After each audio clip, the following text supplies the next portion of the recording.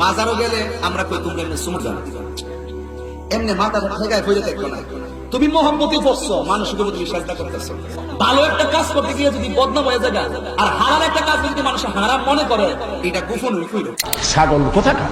মাজার যে চুমা দেওয়া হারাম, মাজারে মস্তক নত করা শিরক। অবাজান আপনার কদমে আমাদের সালাম। গৌসুল আজম মেজবান্ডারি কেবলা কাবার এই ছেলেগুলো ওই সামনে পরীক্ষা আপনার কাছে দরখাস্ত দেওয়ার জন্য আপনার কাছে এসেছে। ভুল ত্রুটি মার্জনা করে তাদেরকে একটু কামিয়াবি করিও। وإذ قال لقمان لابنه وهو يعظه يا بني لا تشرك بالله إن الشرك لظلم عظيم। শিরক হলো মাজারগুলিতে গিয়ে মনের আশা আকাঙ্ক্ষা সেখানে বলা, এটি হচ্ছে শিরক।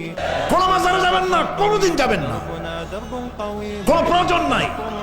বিপদে পড়েছে, উযু করবেন, মসজিদে চলে যাবেন, সুবহানাল্লাহ বলেন। মসজিদে গিয়ে 2 রাকাত কাজায়ে হাজতের নামাজ পড়বেন, আল্লাহর কাছে কাঁদবেন। মাজারে যিনি শুয়ে আছেন বিশ্বাস করেন, কোরআন শরীফ আমার সামনে, বিশ্বাস করুন যিনি কবরে শুয়ে আছেন আপনাকে 4 পয়সার উপকার করতে পারবে না। মাঝখানে আপনি শিরকের গুনাহ নিয়ে আল্লাহর দরবারে হাজির হবেন।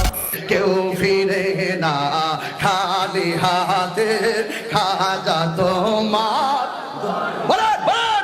إن الله لا يغفر أن يشرك به ويغفر ما دون ذلك لمن يشاء।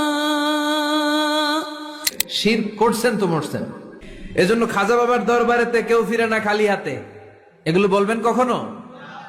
ও নরম করা একটা দৃশ্য হচ্ছে জান্নাতুল বাকি, যেটা আমরা বাকিউল গারকাত বলি, যেখানে আপনি দেখবেন সাহাবায়ে কেরাম রাদিয়াল্লাহু আনহুমের কবর, যতদূর চোখ যায় তাদের কবর। কবরের কোনো মাজার নাই, সেখানে কোনো তাওয়াফ হচ্ছে না কবরকে কেন্দ্র করে, সেখানে কবরে কেউ ফুল চড়াচ্ছে না, একটা ছোট্ট পাথর দেখা যায়, খেলার কিছু না। পৃথিবীর সবচেয়ে শ্রেষ্ঠ মানুষগুলো সেখানে শুয়ে আছেন। তো দেখুন প্রিয় ভাইরা, অবশ্যই ওলি আউলিয়াদের কবর জিয়ারত করবে, কিন্তু মৃত ব্যক্তি আপনার কল্যাণ করতে পারবে, অকল্যাণ করতে পারবে?